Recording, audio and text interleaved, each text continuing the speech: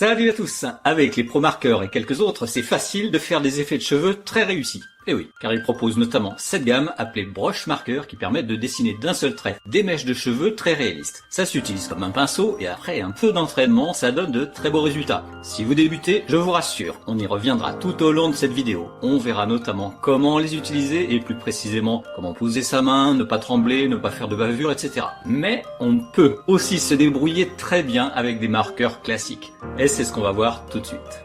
On commence par du basique, on connaît tous les mèches en piquant de ces personnages.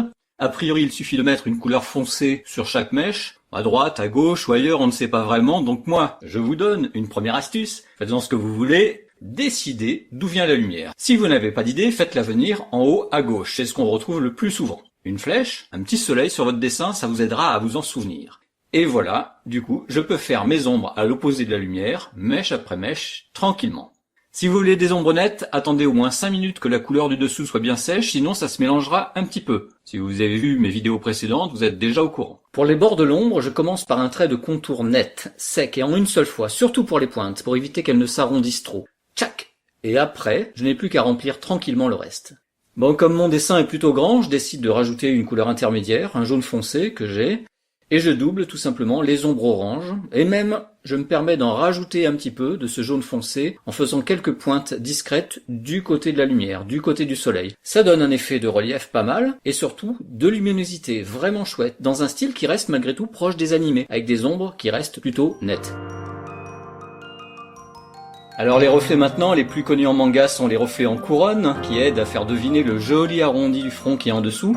Il y en a des tas, certains avec une ligne bien nette, ou en petits paquets, un peu ronds, d'autres avec des pointes nerveuses, etc. N'hésitez pas à regarder sur internet pour vérifier tout ça. Alors pour commencer, j'utilise un petit guide en carton qui m'évitera de tracer un arrondi au crayon papier, mais ça c'est vous qui voyez. Je n'oublie pas mon petit soleil et c'est parti pour tracer des paquets un peu ronds comme ceci, en utilisant le blanc du papier et en suivant mon carton sans le toucher bien sûr. Alors j'ai choisi de poser en premier une couleur claire, un rose léger que je compléterai tout à l'heure avec d'autres plus foncés lorsqu'on donnera du volume.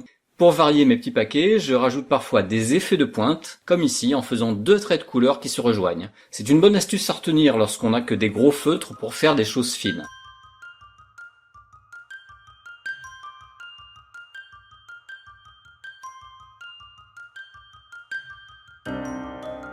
Alors c'est le moment de mettre du volume en utilisant une couleur foncée. D'abord ici, c'est une zone qui est forcément à l'ombre, voilà. Pour le reste, tout le secret finalement c'est d'imaginer et de dessiner des mèches, comme ici, surtout à l'opposé du petit soleil pour que globalement, le côté à droite ait plus de mèches foncées qu'à gauche.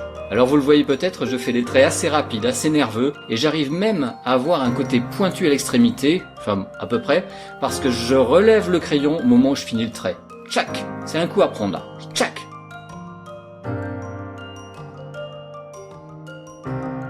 Alors peu importe si c'est pas parfait, puisque je vais ensuite passer ma couleur moyenne, toujours plus du côté opposé au post-it, toujours en très rapide, si c'est possible, et de manière parfois à cacher quelques défauts.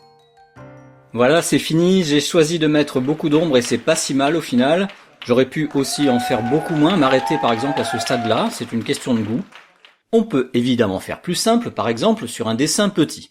On simplifie le reflet, on fait une ombre du côté opposé au post-it, ce qui va donner une sensation de lumière, ça vous l'avez compris. Alors attention à ne pas suivre bêtement le trait de contour parce que tout simplement ça aplatit le dessin.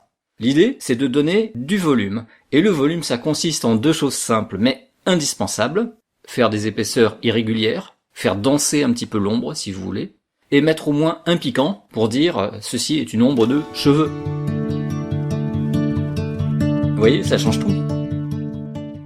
C'est pas tout ça, mais on a presque oublié nos feutres pinceaux, les brush markers et compagnie, on va donc les étudier tout de suite dans la 3e partie. J'en profite pour vous rappeler que rien n'interdit de rajouter des effets au crayon de couleur comme je l'ai démontré dans ma précédente vidéo. N'hésitez pas à aller la regarder après celle-ci. Alors on peut dire qu'entre le pinceau et le dessin des cheveux, c'est une grande histoire d'amour. D'un seul trait de pinceau, on obtient facilement tout type de mèche de cheveux. Le feutre pinceau, type brush marker, imite cet effet assez bien, même s'il a moins de finesse, il faut bien l'avouer. Sur ce dernier modèle, on va voir comment faire des mèches plus réalistes et le secret cette fois-ci consiste à choisir les mèches qui seront plus claires de celles qui seront plus foncées. Faites plus claires celles qui sont dessus les autres, qui prennent bien la lumière. Et du coup, plus foncées les autres, celles qui sont dessous ou passent par-dessous. D'ailleurs, une mèche peut être foncé au départ et clair ensuite. Pour ne pas trembler avec votre feutre pinceau, je vous conseille de bien poser la paume de votre main sur un papier. Et pour que le trait soit joli et le plus fin possible, il faut avoir un geste rapide, ne pas rester longtemps sur le papier. L'idéal, c'est de poser le pinceau comme ceci, de l'écraser un peu au départ, puis de le faire décoller ensuite d'un coup sec.